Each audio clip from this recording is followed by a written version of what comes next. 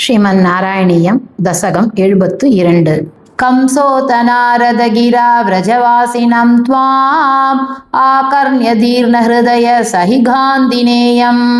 आहूय कार्मुकमकश्चलतो भवन्तम् आनेतुमेन महिनो दहिनाथशायिन् अक्रूर एष भवदङ्घ्रि परश्चिराय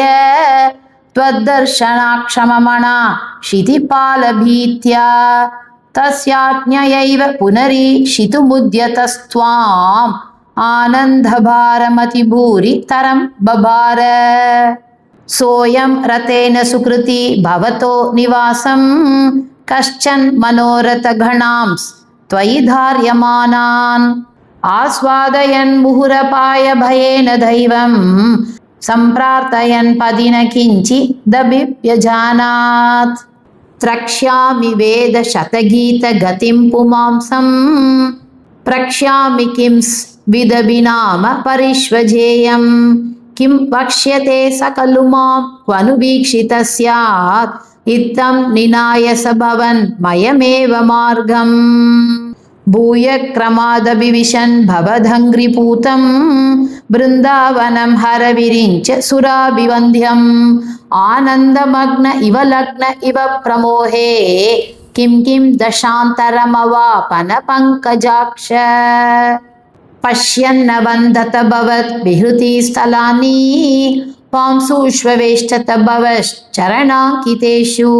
किं ब्रूमहे बहुजना हि तथापि जाता एवं तु भक्तितरला विरला परात्मन् सायं स गोपभवनानि भवश्चरित्र गीतामृत प्रसृत कर्ण रसायनानि पश्यन् प्रमोद सरितेव किलोह्यमानो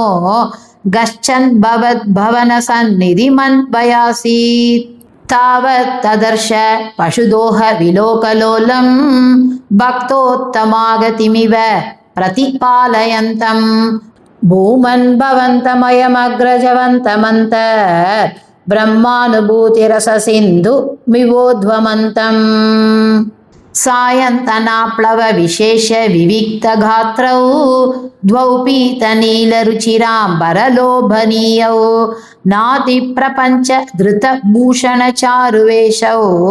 मन्दस्मितार्द्रवदनौ स युवां ददर्श दूराद् रथात् समवरुह्य नमन्तमेनम् उत्थाप्य भक्तकुलमौलिमतोपगूहन् हर्षान्विताक्षरगिरा कुशलानुयोगी पाणिं प्रगृह्य सबलोत गृहं निनेत नन्देन साकममिताधरमर्चयित्वा तं यादवं तदुदितां निशमय्यवार्तां गोपेषु भूपति निदेश कथां निवेद्य नानाकथाभिरिहतेन निशा मनैषी चन्द्रागृहे किमुत चन्द्रपगागृहेनु राधागृहेनु भवने किमु मैत्रविन्दे धूर्तो विलम्बत इति प्रमदाभिरुच्चैर् आशङ्कितो निशिमरुत्पुरनाथपाया श्रीहरये नमः श्री पोन्नु गुरुवायूरप्पने शरणं श्री चोटानिकरे भगवती अम्मये शरणं आनंद चिन्मयने शरणं नारायण अखिल गुरो भगवन् नमस्ते सर्वत्र गोविंद नाम संकीर्तनं गोविंदा गोविंदा।